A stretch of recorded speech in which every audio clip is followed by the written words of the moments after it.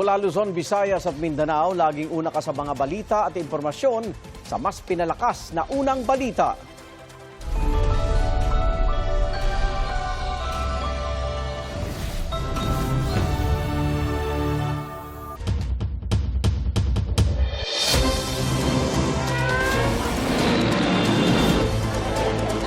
Sa kayo po ay Pinsala. Ito na ang mga unang balita. His Excellency Ferdinand R. Marcos Jr. Hindi ako pangulo ng aking pamilya. Hindi ako pangulo ng aking kaibigan. Ako ay pangulo ng Pilipinas at ang tungkulin ko ay sa inyo, ang aking mga kapwa Pilipino. Sa mga pang-aalikusta, hindi tayo matitinak. Sa manlulupig, hindi tayo pasisiil. Filipinos are a noble, kind, gracious, and great race. We are not greedy.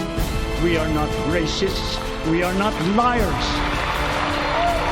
We are respectful and we are dignified. We are Filipinos and we do not yield.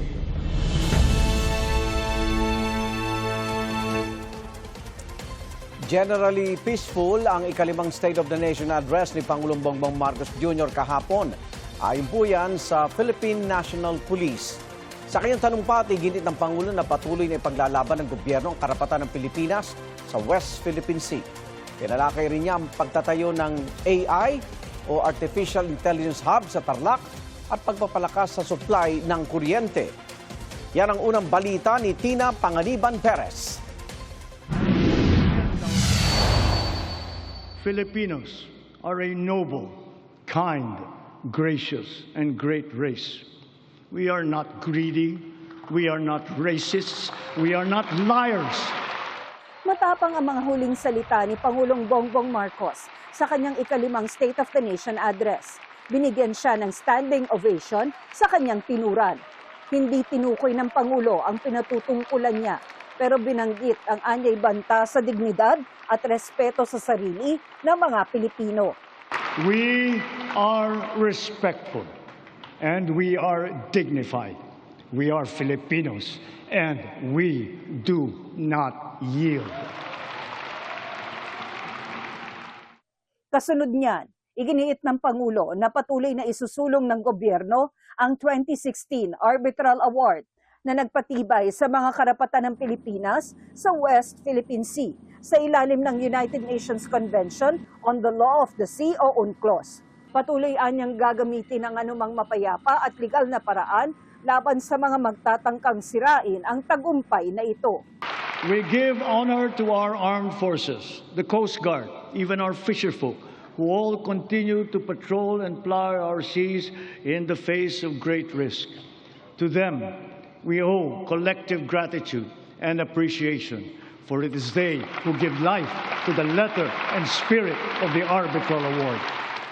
Bago yan, itinampok ng Pangulo ang maayos na pakikipag-ugnayan ng Pilipinas sa ibang mga bansa na magandaan niya ang bunga sa ekonomiya. Because of these international engagements, the Philippines now has 23 free trade agreements in force or under active negotiations with other countries. We have also maintained export competitiveness for our indigenous farm products, such as ube, coconut, bananas, other tropical fruits. And we have now ventured into new, invaluable ones like enoque mushrooms. Over the past 3 years, more than 6 trillion pesos in investments have been facilitated through our green lanes. These are estimated to create over 400,000 jobs for our Filipinos. Isa sa ipinagmalaki ng Pangulo ang pakikibahagi sa Pax Silica Initiative na pinangungunahan ng Amerika. The Pax Silica Industrial Hub will create an ecosystem that will have AI at its core. It will bring quality jobs to our people, accelerate our industrial competitiveness, and revitalize our economy. Pero patuloy ang pagpuna ng iba't ibang grupo saan nila'y hindi binabanggit na magiging epekto ng proyektong ito. at maaaring idulot na pinsala sa mga lupain, kalikasan at kabuhayan ng mga magsasaka. Ibinida rin ng Pangulo ang anyay malakas na network sa nagkakaisang ASEAN o Association of Southeast Asian Nations. The ASEAN +3 Emergency Rice Reserve System will guarantee emergency rice supply in case of shortage in our domestic production. The ASEAN Digital Economy Framework, led by the Philippines, will harmonize digital rules and enable cross-border digital transaction. Likewise, the Framework Agreement on Petroleum Security for the joint stockpiling of energy assets in the region has been ratified. Nabanggit din ang kauna-unahang spaceport na itatayo sa Cagayan. Cagayan is both geographically and economically primed to serve as our gateway to space and host the country's first spaceport. A sounding rocket launch test is slated for next year. This we will do in partnership with a South Korean aerospace company. Sa sektor ng edukasyon, sabi ng Pangulo, patuloy ang pagpapalakas sa senior high school curriculum. Patunay anya ang tumataas na kalidad ng kolehiyo sa bansa. Ngayon, 140 kolehiyo na ang pumasok na sa World University Rankings. At lagpas kalahati sa kanila ay state at local universities and colleges kung saan libre ang matrikula. Para mahikayat ang kabataan na magtapos ng kolehiyo, ang tanggapan ng Pangulo ay naglaan ng 100,000 piso para sa 5 estudyante sa bawat barangay sa buong bansa. Sila ngayon ang ating presidential scholar. Sa mga mas batang mag-aaral, mabisang suporta, sabi ng Pangulo, ang nagpapatuloy na school-based feeding program. Sa programang ito, mapapakain natin ang mahigit 4.5 milyong kinder at grade 1 at mga mag-aaral na grade 2 at pataas na mga lubos na nangangailangan ng nutrisyon. Higit pa sa maayos na edukasyon na nawagan ng Pangulo sa pagpapaigting ng proteksyon sa mga bata. We must protect them from the harmful influences and forces that exploit their vulnerability.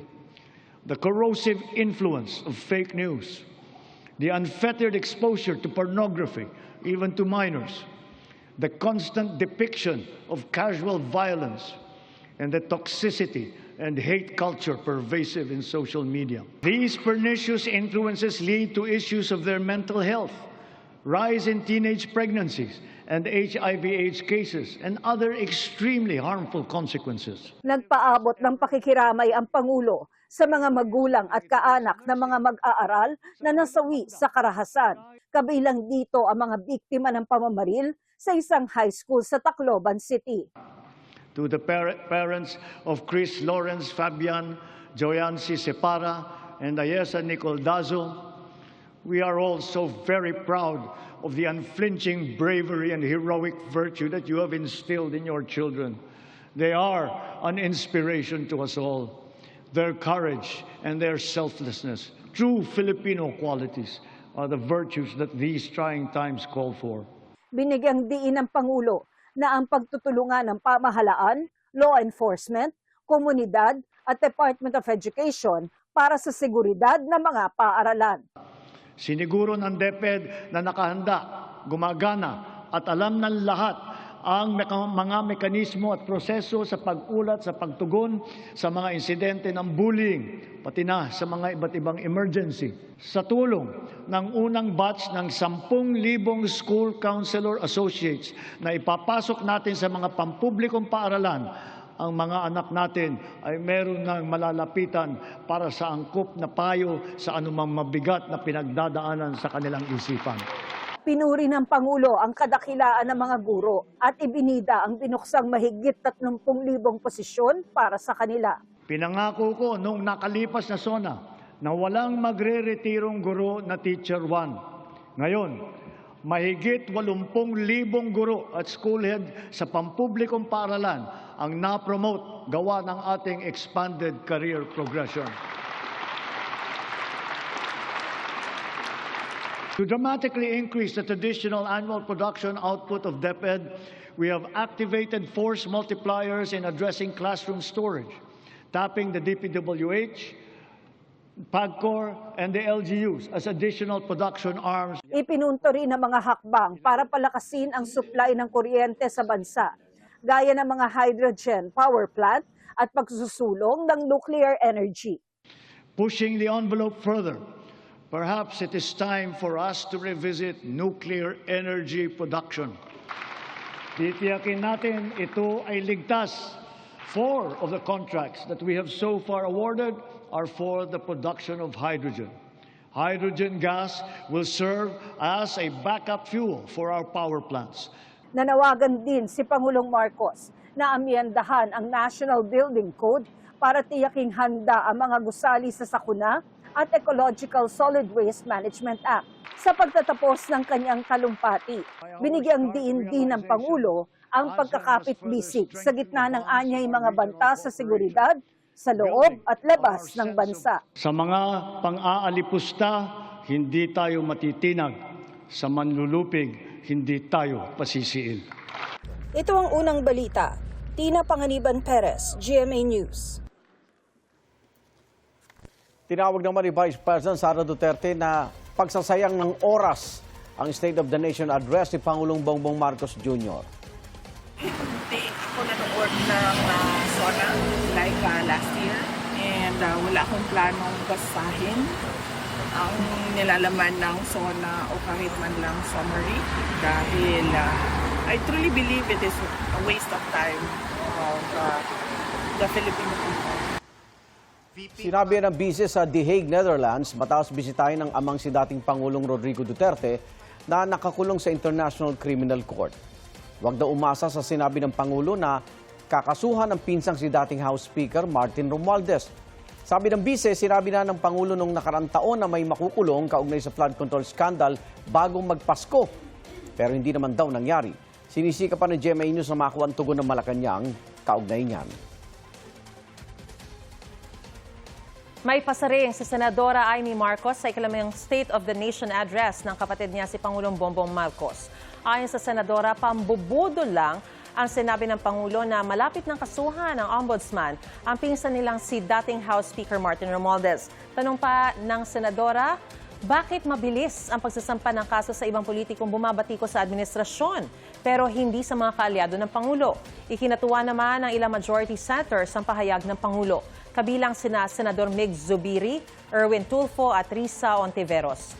Ang minority senator na si Robin Padilla naman nagpasalamat ng mas ginamit ng Pangulo ang wikang Filipino sa kanyang talumpati. 13 sa 24 na senador ang wala sa SONA 2026. Tanging si Senadora Camille Villar ang miyembro ng minorya na dumalo. Nagtatago si Senador Bato de la Rosa habang nakakulong naman sina Senador Jinggoy Estrada at Rodante Marcoleta. Sa mayorya naman, absent sina Senador Tito Soto, Bam Aquino at Ping Lacson. Si Soto may sipon daw, hindi siya dumalo para hindi raw makahawa. Satisfied ang ilang kongresista habang nakulangan naman ng iba sa naging State of the Nation address ni Pangulong Bongbong Marcos. Sinabotas Representative Toby Tiangco sang-ayon na sinimula ng Pangulo ang SONA sa planong pagpapanagot sa kanyang sariling pinsan kaugnay sa flood control scandal. Para naman kay Akbayan Party List Representative Percy Sandanya, hindi kompleto ang naging SONA ng Pangulo. Wala raw sa mga binanggit ang taas sahod para sa mga manggagawa. Nabanggit daw ang problema sa tumataas na presyo ng mga pangunahing bilihin pero wala namang binanggit na solusyon. Sang-ayon naman si Batangas 2nd District Representative Jervy Luistro sa pagpapanagot sa mga sangkot sa flood control scandal at pagtugon sa problema sa kuryente. Para naman kay Davao City 1st District Representative Paulo Duterte, bigo ang Pangulo na banggitin ang pagtugon sa matagal ng problema sa katiwalian. Ang kailangan daw ng taong bayan ay katotohanan, pananagutan at hustisya, hindi simpatya sa mga makapangyarihan. Sa kalahating araw ng pamamasada, mahigit 200 pesos lang daw ang kinikita ng mga tsoper sa terminal ng jeep na ito sa Dagupan City. Hindi pa kabilang dyan ang gasto sa langis at boundary, kaya halos walang naiuuwi ang mga tsoper. Matumal na nga ang pasahero, sunod-sunod pa ang oil price hike. Gusto namin gawin yung pababain. Gawa na kaming driver. Hirap na kami talaga, sa totoo lang. Tumaas masyado yung gasolina. Apektado rin sa taas presyo ng langis ang mga tricycle driver. Nakaltasan din daw ng halos 200 to 300 pesos ang arawan nilang kita. Kahit wala na ngayon na ma'am, kahit bumaba yung gasolina. Taas ng taas. Kala namin tuloy-tuloy lang bababa. Katulad nung may ayuda yata kami, kasama kami kasi malitang kita nga namin. Mas maganda yung tuloy-tuloy niya ni Presidente yun. Bunsod pa rin ng tensyon sa gitnang silangan ang malakihang taas presyo sa petrolyo. Nitong Marso, nag-out of stock pa sa langis ang ilang gasolinahan at tumigil sa pamamasada ang ilang pampasaherong sasakyan. At ngayong tumaas muli ang presyo ng petrolyo, panawagan ng transport sector, alisin ng excise tax o ang dagdag buwis sa kada litro ng langis. Itaas ng piso ang singil sa pasahe at palitan ng oil deregulation law na nagbibigay ng kalayaan sa mga kumpanya ng langis na magtakda ng sarili nilang presyo. Mindahan yung oil deregulation law, tapos yung fuel subsidy na extended sa mga gasoline station at yung ating fare increase. Posibleng madagdagan ang aangkatin na karning baboy kapag nagmahal ang presyo nito sa bansa, ayon sa Department of Agriculture. Paliwanag ni Agriculture Secretary Chu Laurel Jr., alinsunod sa pulisiyang expanded minimum access volume, tataas ang pork imports kapag ang average pork prices ay umabot sa 430 hanggang 450 pesos kada kilo. Tiniyak ng DA na hindi ito permanente, hakbang lang daw ito para mapababa ang presyo ng karning baboy. Never gonna happen. Yan ang tugon ni Vice President Sara Duterte sa tanong kung magbibitiw siya sa pwesto sa gitna ng impeachment trial. May hamon pa siya sa Pangulo. Never gonna happen. Hindi ako magre-resign dahil yun ay parang betrayal sa 32.2 million na mga kababayan natin na bumoto sa akin. Kung gusto ni BBM, tanggalin niya ako, gawin niya ang lahat, tanggalin niya ako. Sinabi ng Vice Presidente sa isang programa ng Filipino community sa London. Sinusubukan pa makuha ang pahayag ng Malacanang tungkol dyan. Mga usaping malapit sa sikmura ng mamamayan ang ilan sa mga narinig sa talumpati ni Pangulong Bongbong Marcos kahapon. Ano-ano kaya ang tumatak sa publiko? Alamin niya sa Street Hit It Live ni Bam Alegre. Bam, good morning! Maris, good morning. Ang importansya ng isang talumpati ay nasusukat sa iniiwan nitong marka sa mga tagapakinig. Kaya sa SONA kahapon ng Pangulo, alamin natin ang husga ng bawat one. Bungad pa lang daw ng talumpati ng Pangulo sa kanyang State of the Nation address kahapon, nakuha na ang pansin ni Maestro Fel Panlilio na isang motorcycle rider. Number one sa akin yung may makukulong na naman na yung pinsan niya. Siyempre masakit sa kalooban niya napasama doon sa katiwalian.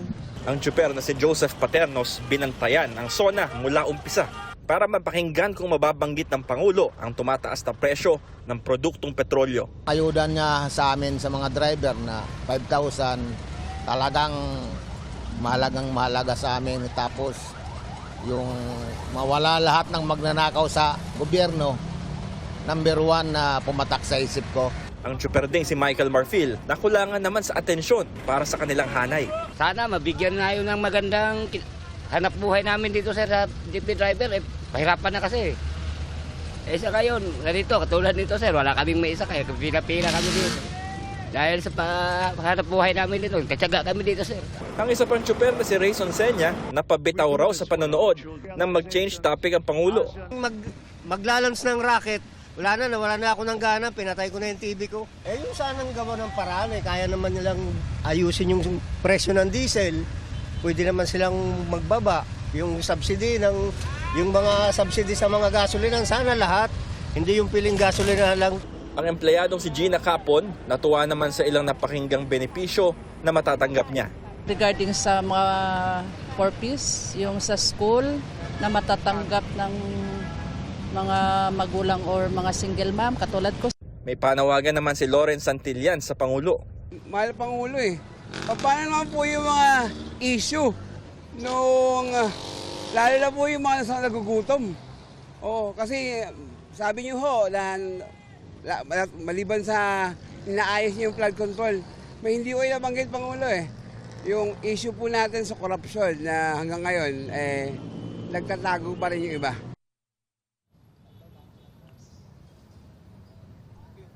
Marie, sa pagtatanong din natin sa kalsada, may ilan din tayo mga kapuso na hindi pa napapanood yung SONA ng Pangulo dahil abala sa kanilang mga trabaho. Ito ang unang balita mula rito sa Pasay. Bam Alegre, GMA News.